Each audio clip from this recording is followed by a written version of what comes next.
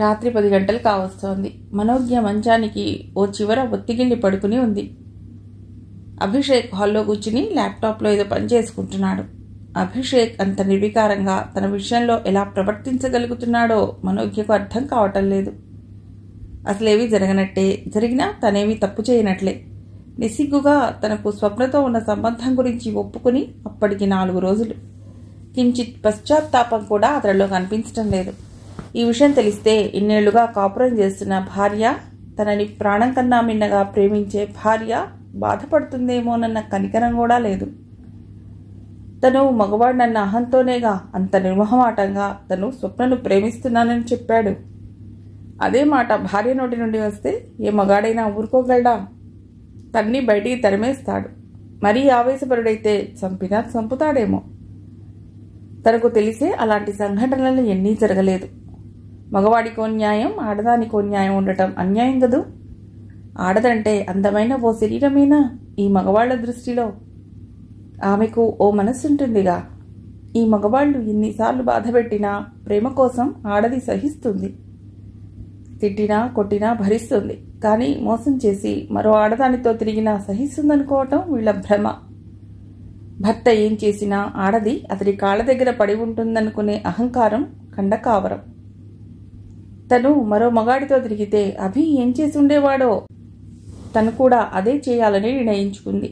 అభి తనను ఇంటి నుండి బయటికి గెంటేసి ఉండేవాడు. కానీ తాను ఆ పని చేయలేదు. ఈ ఇల్లు అభి పేరుతోనే ఉంది. ఈ స్థలం కొనడానికి 2 అంతస్తుల ఇల్లు కట్టడానికి అయిన ఖర్చులో 3 అంతుల డబ్బు తనే పెట్టుబడి పెట్టింది. అంతా తన సంపాదనలోంచే ఇచ్చింది. కానీ తనిప్పుడు ఆ విషయం అభితో అనగలదా? ఈ ఇంటి మీద తనకు హక్కుందని అనగలదా? అనలేదు. తనకు అభిమానం అడ్డొస్తుంది. ప్రాణం కన్నా మిన్నగా ప్రేమించిన అభినే దూరమయ్యాక ఈ ఆస్తులు ఎవరికి కావాలి? వద్దు. తనే అభిని వదిలేసి ఈ ఇంటి నుండి బయటికి వెళ్ళిపోవాలి.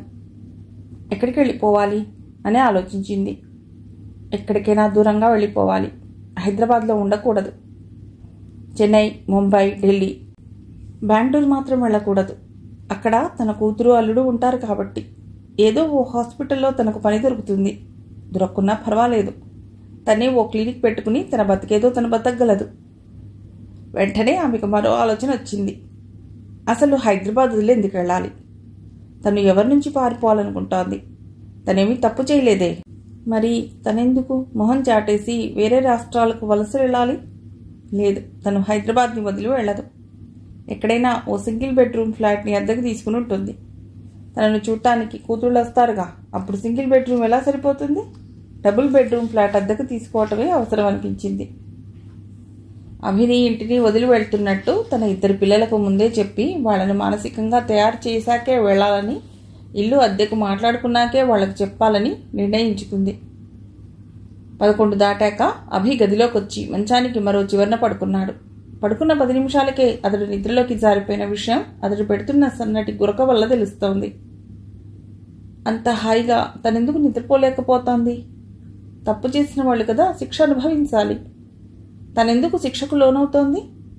ఈ యాతన, ఈ వేదన తనకే ఎందుకు కలుగుతున్నాయి? ఆ రోజు అభి తనతో అన్న మాటలు గుర్తొచ్చాయి.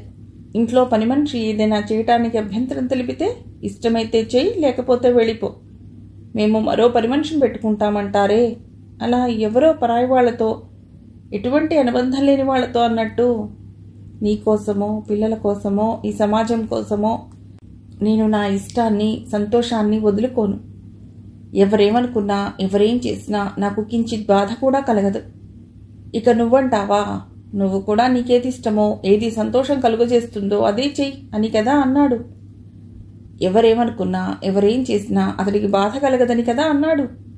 అది సూటిగా తనను ఉద్దేశించిన మాటలేగా. అంటే తనేం చేసినా పర్వాలేదనేగా. కావాలంటే వదిలేళ్ళిపో, నేనేమీ బాధపడననేగా అతడి అభిప్రాయం. రేపటి నుంచే అద్దెళ్ల కోసం వెతుకులాట మొదలెట్టాలనుకుంది. హాస్పిటల్లో ఖాళీ సమయం దొరికినప్పుడల్లా nobroker.in, magicbricks.com, nestway, 99 acres లాంటి సైట్లలో వెతికితే చాలు. వెళ్ళి చూడనక్కర్లేదు. ఫ్లాట్కి సంబంధించిన వీడియో క్లిప్పింగ్స్ చూసుకుంటే చాలు. ఫ్లాట్ నచ్చితే ఫోన్ చేసి మాట్లాడుకుని తర్వాత వెళ్ళి చూసుకోవచ్చు. ఈ ఆలోచనలతో ఆమెకు అర్ధరాత్రి దాటాక గానీ నిద్ర పట్టలేదు. ఉదయం హాస్పిటల్కి చేరుకునేటప్పటికీ లాంజ్లో పేషెంట్లు ఎవరూ లేరు. ల్యాప్టాప్ తెరిచి నో బ్రోకర్ వెబ్సైట్లో ఫిల్టర్లో 2 బెడ్రూమ్ ఫ్లాట్ని టిక్ చేసి హిమాయత్ నగర్ నుండి దూరంగా ఉండే తనకు కావలసిన లొకాలిటీని టైప్ చేసింది. ఆనంద్ నగర్లో ఓ ఫ్లాట్ నచ్చింది. 3వ అంతస్తులో ఉంది. అద్దె 15,000. సైట్ నుండి ఓనర్ ఫోన్ నంబర్ తీసుకుని అతడికి ఫోన్ చేసింది. ఆనంద్ నగర్లోని మీ ఫ్లాట్ అద్దెకి ఇవ్వటం కోసం నో బ్రోకర్ సైట్లో పెట్టారు కదా, నాకు నచ్చింది. అడ్వాన్స్ ఎంతో చెప్తే నేను ఒకసారి వచ్చి చూసుకుంటాను అంది. 3 నెలలు అడ్వాన్స్ ఇవ్వాలి. మీరు ఎంతమంది ఉంటారు? నేను ఒక్కదాన్నే. ఫ్యామిలీ అయితేనే ఇస్తాం. మనోజ్ఞ ఏదో చెప్పబోయే లోపల అతడు ఫోన్ కట్ చేశాడు. ఎందుకో మనోజ్ఞ మనస్సు చివుక్కుమంది. అవమానంగా అనిపించింది. 2 అంతస్తుల సొంత భవనం, చేవేళ్లలో 12 ఎకరాల పొలం, ప్రైమ్ లొకాలిటీలో 500 గజాల స్థలాలు 2, దాదాపు 6 కోట్ల విలువైన ఆస్తులు పెట్టుకుని ఇలా అద్దె ఇళ్ల కోసం ఫ్లాట్ ఓనర్లని దేవురిస్తూ తిరస్కారాలకు గురవ్వడం చాలా బాధగా అనిపించింది. కానీ ఆ ఆస్తుల్లో ఏదీ తన పేరున లేదు. తన పేరున పెట్టుకోవాలన్న ఆలోచన తనకెప్పుడూ రాలేదు. అన్నీ అభి పేరుతో కొంటూ నా భర్త పేరుతో కొన్నా నా పేరుతో కొన్నా ఆ ఆస్తి మా ఇద్దరిదే కదా, ఎవరి పేరుతో కొంటేనే అనుకుంది. కానీ ఇప్పుడు ఆలోచిస్తే తప్పు చేశాననిపిస్తోంది. పొలాలు ఇళ్ల స్థలాలు కూడా తన సంపాదనలోంచి కొన్నవే. అభి వాటిల్లో ₹1 కూడా పెట్టుబడి పెట్టలేదు. కానీ తనిప్పుడు అవి నావి, నా డబ్బులతో కొన్నవి, నా పేరున మార్పించు అని అడగగలుగుతుందా? ప్రాణం పోయినా అడగలేదు. మళ్ళా వేరే లొకాలిటీలో ఫ్లాట్లను వెతకసాగింది. దిల్షుక్ నగర్లో కొత్తగా కట్టిన కాంప్లెక్స్లో ఓ ఫ్లాట్ అద్దెకుంది. అద్దె 14,000. ఓనర్కి ఫోన్ చేసింది. నా పేరు మనోజ్ఞ అండి, డాక్టర్ని, మీ ఫ్లాట్ అద్దెకు కావాలి అంది. ఎంతమంది ఉంటారమ్మా అన్నాడు అతడు. నేను ఒక్కదానేనండి. పెళ్లి కాని ఒంటరి ఆడవాళ్ళకి అద్దెకి ఇవ్వమ్మమ్మా, వర్కింగ్ విమెన్స్ హాస్టల్స్ ఉంటాయిగా, మీలాంటి వాళ్లకు సౌకర్యంగా ఉంటుంది అన్నాడు. అతడిచ్చిన ఉచిత సలహాకి గొంతు దాకా కోపం వచ్చినా తమాయించుకుంది.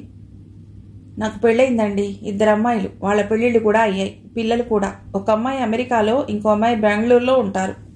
నా వయసు 50 దాటింది. ఇప్పుడు మీకేమీ అభ్యంతరం ఉండదుగా అంది. సారీ అమ్మా, ఇలా అడుగుతున్నానని ఏమీ అనుకోకు. మీ వారు అంటూ మధ్యలోనే ఆపేశాడు. మనోజ్ఞకి ఏం చెప్పాలో అర్థం కాలేదు. భర్త ఉన్నాడు, అతన్ని వదిలేసి వచ్చానని చెప్పాలా? అలా చెప్తే సవ్యంగా అర్థం చేసుకునేవాళ్ళు ఎంతమంది? అతన్ని వదిలేసిందా, లేకపోతే ఈవిడే ఏదో తప్పు చేస్తే అతడే వదిలేశాడా అనుకోకుండా ఉంటారా? భర్త లేడని చెప్తే దానికి ఎన్ని అర్థాలు వస్తాయో.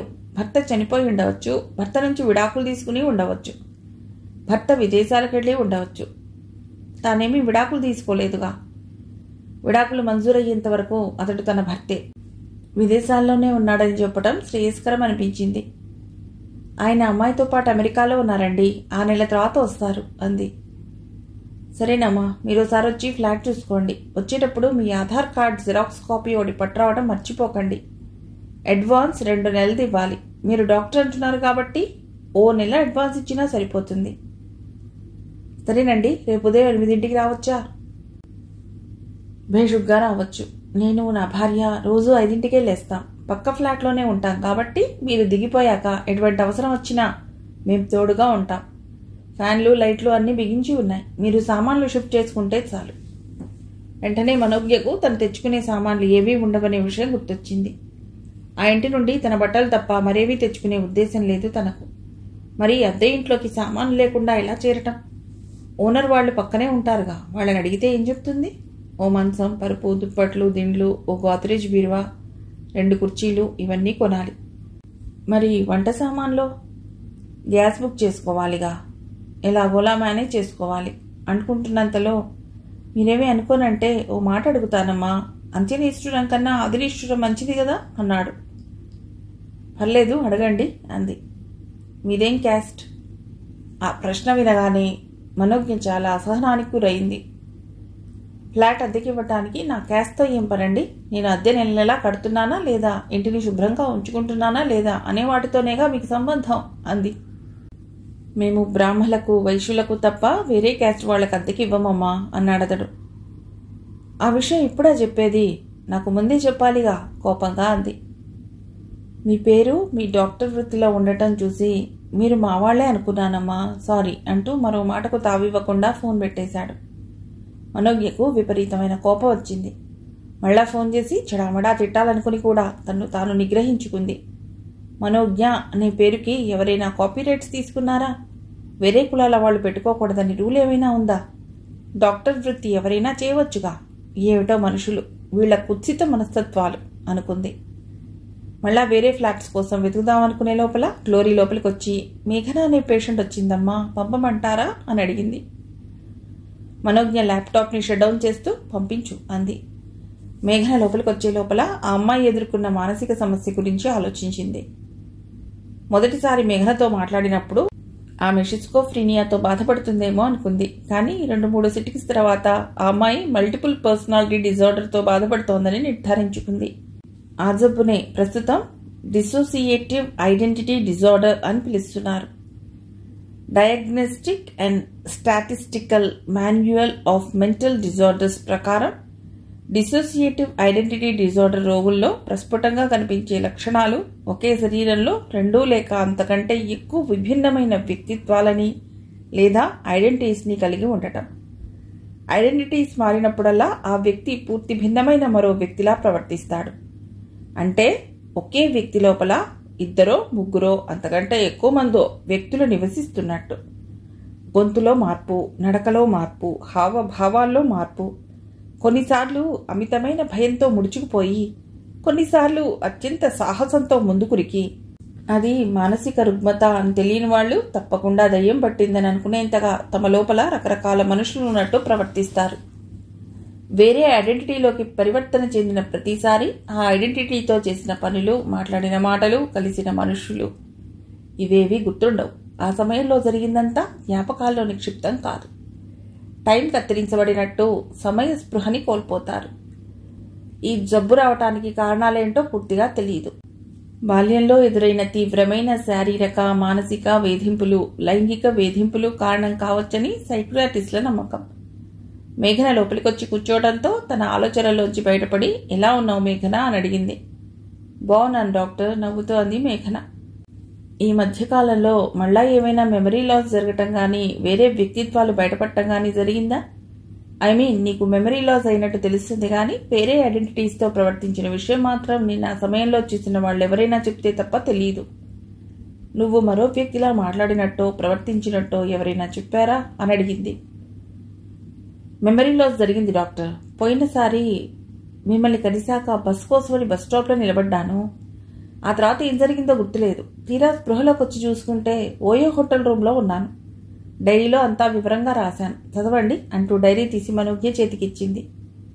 ఆమె డైరీ చదువుతున్నంతసేపు మేఘన తన జ్ఞాపకాల్లో కనిపిస్తున్న గులాబీ రెక్కలు చల్లిన బెడ్షీట్ గురించి, పింక్ గౌన్ మీద ఏర్పడిన గులాబీ రంగు మరక గురించి, తన మీదికి ఒరిగున్న ఓ వ్యక్తి అస్పష్టమైన మొహం గురించి ఎలా చెప్పాలా అని తన మనసులోనే రిహార్సల్స్ వేసుకోసాగింది. ఆ విషయాలేవి తను డైరీలో రాయలేదు. మనోజ్ఞ డైరీ చదవటం ముగించి తిరిగి మేఘనకిస్తూ, నువ్వు మీ అమ్మమ్మ వాళ్ళ ఊరెళ్ళినప్పుడు బద్రి అనే వ్యక్తి నీకు సమీపంగా వచ్చి నిలబడ్డాక టైం సెన్స్ని కోల్పోయావు కదా, అప్పుడే ఏదో జరిగి ఉంటుంది. నీ మనసును తీవ్రంగా గాయపరిచిన సంఘటన, ఇప్పటికీ మానని గాయాల్ని మిగిల్చిన సంఘటన. బాగా గుర్తు తెచ్చుకోవడానికి ప్రయత్నించు మేఘన.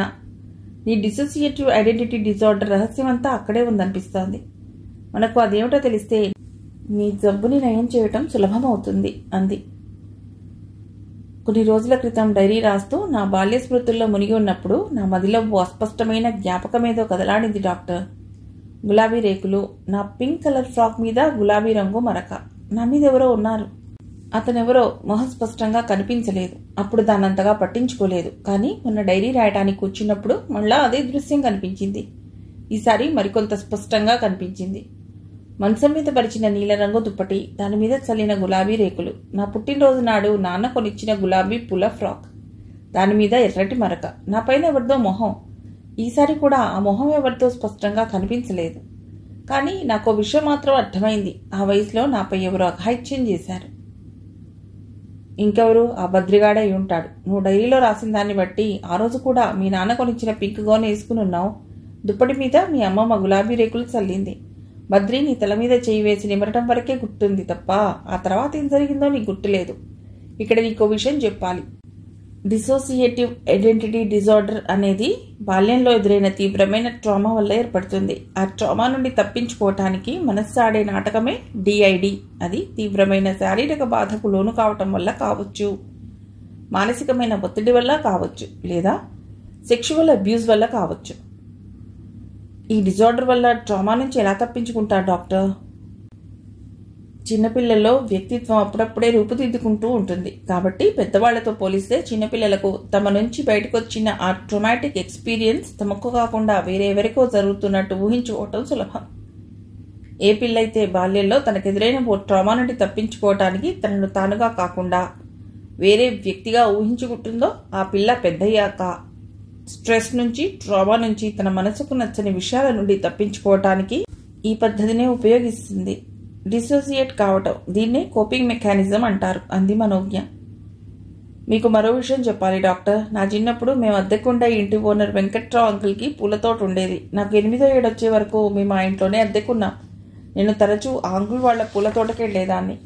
అక్కడ గెస్ట్ హౌస్లో బుట్ట నిండా రకరకాల పూలు ఉండేవి. నాకు గులాబీ పూలు అంటే ఇష్టం కాబట్టి దుప్పటి మీద గులాబీ రేకులు పరిచి ఆడుకునేదాన్ని. ఆ తోటకి ఎక్కువసార్లు నాన్నపోయాక సురేంద్ర అంకుల్తో, కొన్నిసార్లు నేను ఒక్కదాన్నే వెంకట్రావు అంకుల్తో వెళ్లేదాన్ని. మొన్న డైరీ రాసేటప్పుడు ఆ జ్ఞాపకంలో కొంత స్పష్టంగా కనిపించిందని చెప్పానుగా. ఆ గెస్ట్ హౌస్లో ఎవరో నా మీద అఘాయిత్యం చేసుండవచ్చు అనిపిస్తోంది. మనోజ్ఞ కొన్ని క్షణాల సేపు ఆలోచించాక, తప్పకుండా అవకాశం ఉంది అంది. అలా చేసే అవకాశం వెంకట్రావు అంకుల్తో పాటు సురేంద్ర అంకుల్కి కూడా ఉంది. కానీ సురేంద్ర అంకుల్ అలా చేస్తాడనుకోను. మనిషి స్వతహాగా మంచివాడు. మా అమ్మను నా నుండి లాక్కున్నాడన్న కోపం తప్ప అతడి గురించి చెడుగా ఊహించలేను. ఇక మిగిలింది వెంకట్రావు అంకులే. సురేంద్ర అలా చేసి ఉండడని ఎందుకు అనుకుంటున్నాం? ఈ క్షణంలో ఎవరి మనసులో దుర్బుద్ధి పుడుతుందో చెప్పలేం. మనిషి మెదడులో జరిగే రసాయనిక చర్యలు చాలా కాంప్లికేటెడ్గా ఉంటాయి. చాలా మంచివాడు అనుకున్న మనిషి కొన్ని చెడ్డ పనులు చేసి ఉండవచ్చు. చాలా చెడ్డవాడని ముద్రపడిన వ్యక్తి కొన్ని సమయాల్లో చాలా మంచి పనులు చేసి ఉండవచ్చు. మనిషి కొన్ని సందర్భాల్లో తప్పకుండా ఇలానే ప్రవర్తిస్తాడని ఓ ఫ్రేమ్లో ఫిక్స్ చేయలేం. మనిషి ప్రవర్తనని అతడి గురించి ప్రత్యక్షంగా తెలిసినా లేదా వేరే వాళ్ల నుంచి విన్నదాన్ని బట్టి జనరలైజ్ చేయగలం తప్ప అన్ని వేళలా అందరి విషయంలో ఖచ్చితంగా అలానే ఉంటుందని చెప్పలేం. సురేంద్రని కూడా అనుమానించవలసిందే అంది మనోజ్ఞ. ఇప్పుడు నన్నేం చేయమంటారు డాక్టర్? నువ్వు ఎవరైనా తోడు తీసుకుని మీ అమ్మమ్మ వాళ్ళ ఇంటికెళ్ళు. బద్రితో మాట్లాడు. నా చిన్నప్పుడు నువ్వు చేసిన అఘాయిత్యం నాకు ఇంకా గుర్తుంది. ఎందుకు అలా చేశావు నిలది. అతడి బాడీ లాంగ్వేజ్ని, అతడి రియాక్షన్ని జాగ్రత్తగా గమనించు. పోలీస్ కంప్లైంట్ ఇవ్వబోతున్నానని బెదిరించు. నువ్వు తోడు తీసుకెళ్లిన వ్యక్తిని నీ మొబైల్ ఫోన్లో వీడియో రికార్డింగ్ చేయమని చెప్పు. అవసరమైతే అది ఎవిడెన్స్ కింద పనికొస్తుంది. ఆ వెంకట్రావుని తీసుకుని అతడి తోటకెళ్ళు. అతనితో కూడా అలాగే మాట్లాడు. అఘాయిత్యం జరిగిన ప్రదేశాన్ని రీవిజిట్ చేసినప్పుడు నీ జ్ఞాపకాలోని అస్పష్టత తొలగిపోయి ఆ నీచుడెవరో బయటపడే అవకాశం ఉంది. ఒకవేళ వాడెవడో తెలిస్తే పోలీస్ కేసు పెట్టమంటారా? నీకేమనిపిస్తోంది? వాడెవడో తెలిస్తే వాడిని చంపేయాలన్నంత కోపం రావటం లేదు. అభశుభం తెలియని పసిపిల్లల మీద అఘాయిత్యం చేసే దుర్మార్గుల్ని వదలకూడదు. అలా వదిలేస్తే వాడింకెంతమంది పిల్లల జీవితాలతో రాక్షస క్రీడ ఆడుకుంటాడో. అదో మానసిక జబ్బు. వాళ్ళని పీడోఫైల్స్ అంటారు. అలాంటి రాక్షసుల మొహం మీద నుండి ముసుగు తీసి సమాజం ముందు దోషిగా నిలబెట్టవలసిందే. వాళ్లకు శిక్ష పడవలసిందే. ఎప్పుడూ ప్రశాంత వదనంతో మృదువుగా మాట్లాడే మనోజ్ఞ తనకొస్తున్న కోపాన్ని, ఆవేశాన్ని అదుపులో పెట్టుకోలేకపోయింది. మేఘన ఏవీ మాట్లాడకుండా ఏదో ఆలోచిస్తున్నట్లు కనిపించడంతో మళ్ళీ మనోజ్ఞ అంది. 10 మందిలో పరువు పోతుందేమో, పెళ్లి కాదేమో అని బీసీ కాలం నాటి అమ్మాయిలా ఆలోచిస్తున్నావా? తప్పు చేసింది వాడి పరువు పోతుంది. నీకేమీ కాదు. నా మాటను ఇంకేమీ ఆలోచించకు. మరో విషయం చెప్పనా? వాడెవడో కనుక్కుని వాడిని చెడామడా తిట్టి చెప్పుతో కొట్టి పోలీసులకు పట్టించావనుకో, దానివల్ల నీ మనస్సుకైన గాయం మానుతుంది. నీ జబ్బు కూడా నయమవుతుంది. జబ్బు నయం కావటానికి వాడిని పోలీసులకు పట్టివ్వటానికి సంబంధం ఏమిటి డాక్టర్?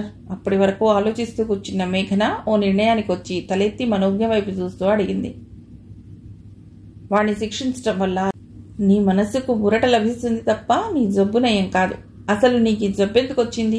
నీ మీద జరుగుతున్న అఘాయిత్యాన్ని నువ్వు నీ మీద కాకుండా వేరెవరి మీదో జరుగుతున్నట్టు ఊహించుకున్నావు కాబట్టి. ఆ అస్పష్టత కూడా దానివల్లే. ఇప్పుడు వాడెవడో తెలిసాక ఆ సంఘటనని స్పష్టంగా రివైండ్ చేసుకో. ఆ దుర్మార్గం నీ మీదే జరిగిందన్న నిజాన్ని అంగీకరించు. ఆ హింసను భరించింది నువ్వేనని నీ మనసుకు నచ్చచెప్పు. అది గతం, జరిగిపోయింది, మళ్ళా జరగదు. నువ్వుగా కాకుండా మరొకరిలా ప్రవర్తించవలసిన అవసరం లేదని నీ మనసుకి తెలియటంతో నువ్వు నీ నుండి డిసోసియేట్ కావటం మానేస్తావు. నువ్వుగానే ఉంటావు. అప్పుడు తప్పకుండా నీ జబ్బున ఏమవుతుంది అంది మనోజ్ఞ. మందులు రాసిచ్చిన చీటీని మేఘన చేతికిస్తూ, మందులు మరికొన్నాళ్లు వాడటం మంచిది. జబ్బు నుంచి బయటపడాలంటే వాటి సపోర్ట్ కూడా అవసరమే అంది. మేఘన లేచి వెళ్ళిపోతున్నప్పుడు, నిన్నెవరైనా తోడు తీసుకుని వెళ్ళమన్నాను కదా, మనకో సాక్షి ఉండటం అవసరం. చెప్పలే, నువ్వు పోలీస్ కంప్లైంట్ ఇస్తానని అనగానే నీ మీద అటాక్ కూడా జరగవచ్చు. నీకు రక్షణ అవసరం. ఎటొచ్చి చాలా కాన్ఫిడెన్షియల్గా ఉండేవాళ్లనే తోడుగా తీసుకెళ్ళు అంది మనోజ్ఞ. మేఘన వెళ్ళిపోయిన చాలాసేపటి వరకు మనోజ్ఞ పీడోఫైల్స్ గురించి ఆలోచిస్తూ ఉండిపోయింది. మనుషుల్లో కొంతమంది ఇంత అపభ్రంశంగా ఎందుకు ప్రవర్తిస్తారు? ప్రకృతి విరుద్ధంగా అసహజమైన వాటిని ఎందుకు కోరుకుంటారు? కొంతమంది పీడోఫైల్స్గా ఎందుకు అవుతారనే దానికి సరైన సమాధానం ఏదీ లేదు. మనిషి ఆలోచనల్ని, భావోద్రేకాల్ని, చర్యల్ని మెదడు విడుదల చేసే కెమికల్స్ నియంత్రిస్తుంటాయి. ఈ కెమికల్స్లోని సమతుల్యత దెబ్బతిన్నప్పుడు మానసిక రుగ్మతలు కలుగుతాయి. మానసిక జబ్బులున్న కొంతమందిలో ఈ కెమికల్స్ అధిక మోతాదులో విడుదల కావటం కానీ, అవసరమైనంత మోతాదులో విడుదల కాకపోవటం కానీ జరుగుతూ ఉంటుంది. అధిక ఒత్తిడి, కుటుంబ కలహాలు, బాల్యంలో ఎదురైన చేదు అనుభవాలు, చైల్డ్ అబ్యూస్, సెక్షువల్ అబ్యూస్ లాంటివి అనేక రకాలైన మానసిక రుగ్మతలకు కారణమవుతాయి. పీడోఫిలియా కూడా అలానే ఏర్పడే అవకాశం ఉంది. చైల్డ్ పోర్నోగ్రఫీ మీద ఆసక్తి, చిన్నపిల్లల్ని చూస్తే కలిగే సెక్షువల్ ఆకర్షణ, పిల్లలతో సెక్షువల్ ఫ్యాంటసీలు, ఇవే ముఖ్య లక్షణాలు. వీళ్లలో కొంతమంది డిప్రెషన్కి లోనే ఉంటారు. తమ చేష్టల గురించి గిల్టీగా ఫీల్ అవుతుంటారు. కానీ అలా చేయకుండా తమల్ని తాము నిగ్రహించుకోలేరు. ఈ జబ్బుని నయం చేయడానికి సరైన మందులు కూడా లేవు. సెక్స్ కోరికల్ని తగ్గించడానికి యాంటీ ఆండ్రోజన్స్ ఇస్తారు. వాటి వల్ల సెక్స్ కోరికలు తగ్గుతాయి. కానీ చిన్నపిల్లల మీద ఆకర్షణ మాత్రం తగ్గదు. కాగ్నిటివ్ బిహేవియరల్ థెరపీ ద్వారా అతడి ఆలోచన విధానంలో కొంత మార్పు తీసుకురావచ్చు. మనిషిలోని వింతపోకడల గుట్టుని పూర్తిగా విప్పే దిశగా మనోవిజ్ఞాన శాస్త్రం ఇంకా అభివృద్ధి చెందవలసి ఉందేమో అనిపించింది ఆమెకు. తండ్రి తాగుబోతైతే అతడి 2 కొడుకుల్లో ఓ కొడుకు తాగుబోతుల్ని, తాగుడు అలవాటుని అసహించుకునేలా ఎదగవచ్చు. మరో కొడుకు తండ్రిలాగానే తాగుబోతు కావచ్చు. ఇంటి పరిస్థితుల్లో మార్పు లేదు. అదే తాగుబోతు తండ్రి తాగొచ్చి పిల్లలెదురుగా పెళ్లాన్ని చావగొట్టే తండ్రి. కానీ దాని ప్రభావం 2 పిల్లల మీద పూర్తి భిన్నంగా ఎలా పడుతోంది? దానికి కారణాలేమిటి? మనిషి మెదడులో ఇప్పటికీ ఛేదించబడని ఎన్ని రహస్యాలో, ఎన్ని చీకటి కోణాలో, ఎన్ని అద్భుతాలో, మరిన్ని అగాధాలో అనుకుంది మనోజ్ఞ. మర్నాడు ఉదయం హాస్పిటల్కి రావడంతోనే మనోజ్ఞ ల్యాప్టాప్ తెరిచి అద్దె ఫ్లాట్ల కోసం వెతుకులాట మొదలెట్టింది. మనసులో మాత్రం మెరుగ్గానే ఉంది. తీరా ఫ్లాట్ తనకు నచ్చి ఓనర్ అద్దెకివ్వటానికి ఒప్పుకున్నా సామాన్లేవీ లేకుండా ఆ ఫ్లాట్లోకి షిఫ్ట్ కావటం ఎలా అనేది ప్రధాన సమస్య. దానికి ఒక్కటే పరిష్కార మార్గం కనిపించింది. ఓనర్ వాళ్ల ఇల్లు పక్కన లేకుండా ఉంటే చాలు. ఓనర్ వాళ్ల హైదరాబాద్లో లేకుండా వేరే ఊళ్ళో ఉంటే ఇంకా మంచిది. అదే సమయంలో ఆమెకు నిన్న ఒకతడిచ్చిన ఉచిత సలహా గుర్తొచ్చింది. Working women's hostel. అక్కడికైతే ఏ సామాన్లు పట్టుకెళ్లవలసిన అవసరం ఉండదు. బట్టలు తీసుకెళ్తే చాలు. కానీ తన స్థాయికి విమెన్స్ హాస్టల్లో ఉండటం తగదు. ప్రత్యామ్నాయాల గురించి ఆలోచిస్తున్నప్పుడు ఆమెకు చప్పున తన స్నేహితురాలు శ్రీవల్లి ఇచ్చిన ఆఫర్ గుర్తొచ్చింది. హాస్పిటల్ నిర్మాణం వేగంగా జరుగుతోందని శ్రీవల్లి ఈ మధ్యనే చెప్పింది. నిర్మాణం పూర్తయ్యే వరకు ఓల్డేజ్ హోంలోని ఇన్మేట్స్కి తన వైద్య సేవలు అందించవచ్చు. హాస్పిటల్ పూర్తయ్యాక అందులో సైక్రియాట్రిక్ ప్రాబ్లంతో వచ్చే వాళ్లను ట్రీట్ చేయవచ్చు. వెంటనే శ్రీవల్లికి ఫోన్ చేసింది. హలో మెంటల్ డాక్టర్ గారు, మీకు నేను ఎలా గుర్తొచ్చానబ్బా నవ్వుతూ అంది శ్రీవల్లి. నేను మెంటల్ డాక్టర్ని కాదే, నీలాంటి మెంటల్స్ని ట్రీట్ చేసే డాక్టర్ని. మనోజ్ఞ కూడా నవ్వుతూ సమాధానం ఇచ్చింది. నాకేం మెంటల్ లేదు తల్లోయ్. ఎందుకు లేదు? ఉందిగా. మీ బాబిచ్చిపోయిన 10 కోట్లని 100 కోట్లు చేయాలన్న పిచ్చి, డబ్బు పిచ్చి. డబ్బు సంపాదించాలనుకోవటం పిచ్చి కాదే, పోటీ. ఈ రోజుల్లో చాలా అవసరమైన పోటీ. అందరూ సంపాదించలేరు తెలుసా. దానికి తెలివితో పాటు వ్యాపార దక్షత కావాలి. అది నీలో చాలా ఉందిలేవే. సరే, ఒప్పుకున్నావు కాబట్టి వదిలేస్తున్నా. ఇంతకు ఫోన్ ఎందుకు చేసావో చెప్పు. ఏదో ముఖ్యమైన పనుంటే తప్ప ఫోన్ చేయవుగా. ఫోన్లు చేసుకుని కబుర్లు చెప్పుకుని తీరిక మనకి ఎక్కడిదే, బిజీ లైఫ్. ఇంతకు హాస్పిటల్ కన్స్ట్రక్షన్ ఎప్పుడు పూర్తవుతుంది? పనులు స్పీడ్గా జరుగుతున్నాయి. మరో 1 ఏడాది లోపల పూర్తి కావచ్చు. మా హాస్పిటల్లో సెక్రటరిస్ట్గా నువ్వే పనిచేయాలి. అది నీకోసమే రిజర్వ్ చేసి ఉంచాను. దానికి ఇంకా టైం ఉంది లేవే. ఈ లోపల మీ ఓల్డేజ్ హోమ్లో నా కోసం ఓ రూమ్ ఏర్పాటు చేయగలవా? మాది ఓల్డేజ్ హోమ్ కాదు, రిటైర్మెంట్ హోమ్స్. ఇక్కడ రూమ్స్ ఉండవు, స్యూట్స్ ఉంటాయి. ఇంతకు ఓల్డేజ్ హోమ్లో చేరవలసిన కర్మ నీకేం పట్టిందే? హిమాయత్ నగర్లో ఇష్టంగా కట్టుకున్న 2 అంతస్తుల ఇల్లుంది. మగుడున్నాడు. దగ్గరలోనే హాస్పిటల్లో ప్రాక్టీస్ ఉంది. ఏమిటి సంగతి? మీ ఆయనతో గొడవ పడ్డావా ఏమిటి? లేదే, నీకు తెలుసుగా నాది గొడవ పడే స్వభావమే కాదని. అయినా గొడవ పట్టడానికి వయసులో మా మధ్య ఏముంటాయని. అభికి ఫారెన్ అసైన్మెంట్ వచ్చిందే. ప్యాకేజ్ చాలా అట్రాక్టివ్గా, అల్యూరింగ్గా ఉంది. వచ్చే వారమే అమెరికా పెడుతున్నాడు. 2 ఏళ్ల అసైన్మెంట్. నేను ఒక్కదాన్నే అంత పెద్ద ఇంట్లో ఎలా ఉండాలా అని ఆలోచిస్తుంటే నీ రిటైర్మెంట్ హోమ్స్ గుర్తొచ్చింది. అభితో విడిపోతున్నట్టు శ్రీవల్లికి చెప్పడం ఇష్టం లేక అబద్ధం చెప్పేసింది. ఓ అలా చెప్పు. అయినా అభికి ఇంకా సంపాదించాలన్న యావదేనికి? ఇక్కడే వచ్చేదాంతో తృప్తిగా హాయిగా ఉండవచ్చు కదా. నీకు లేదా యావా?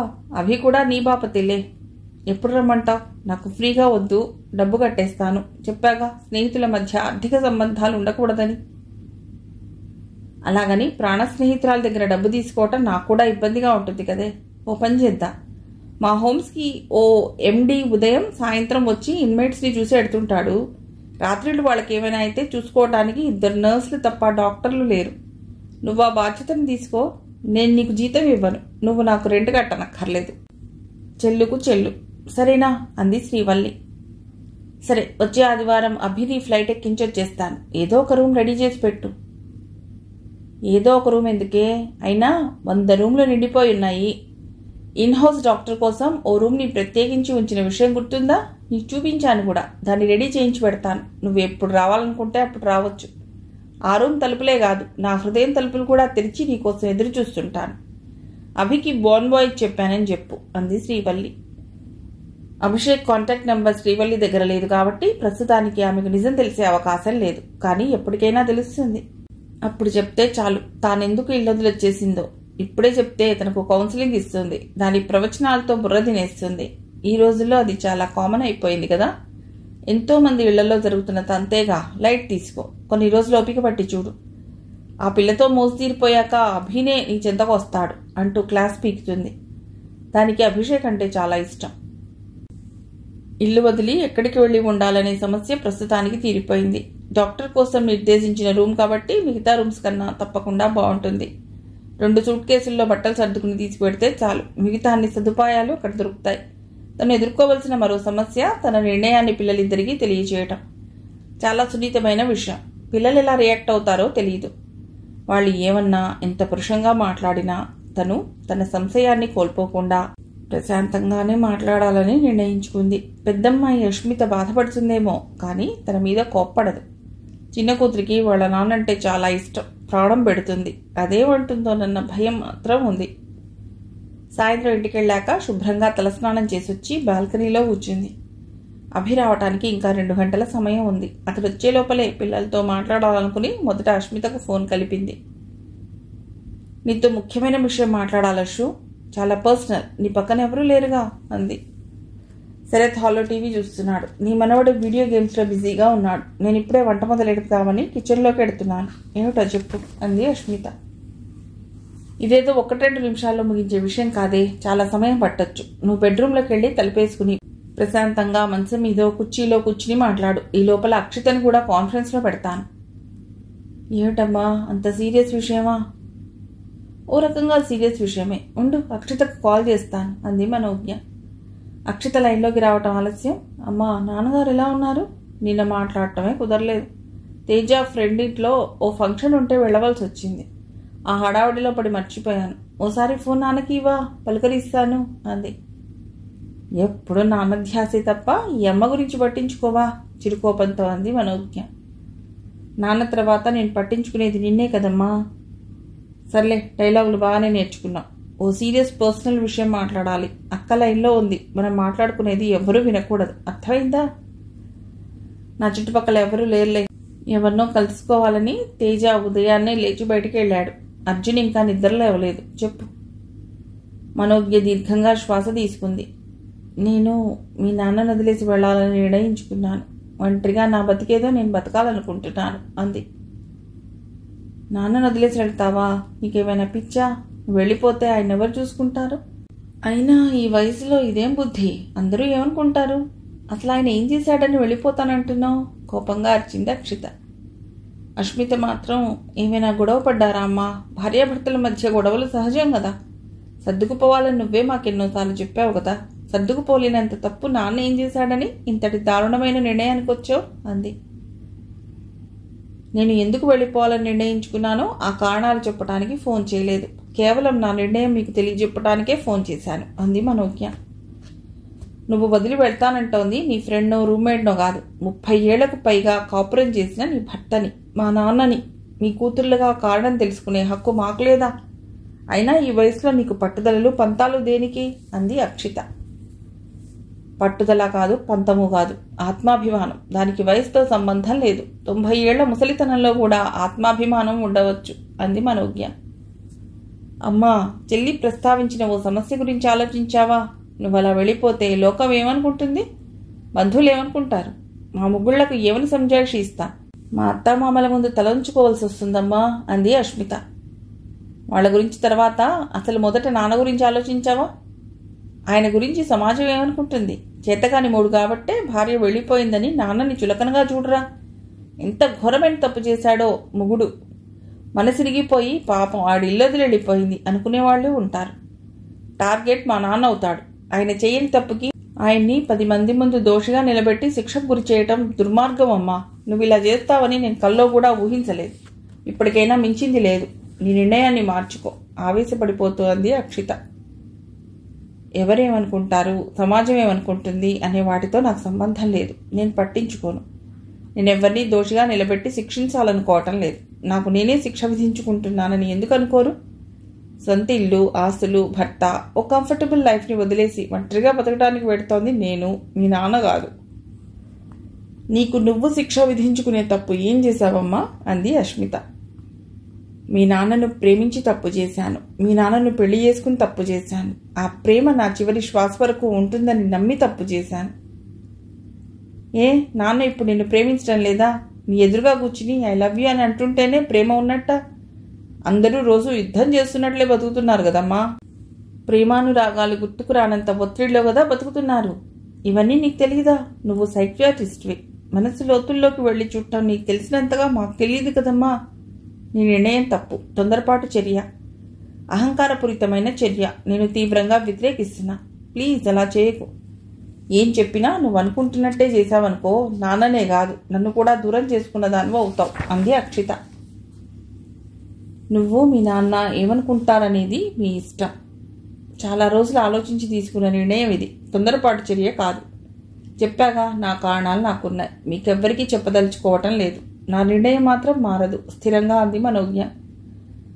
అక్షిత కోపంగా ఏదో అనబోతుంటే మనోజ్ఞ అడ్డుదగులతో అంది.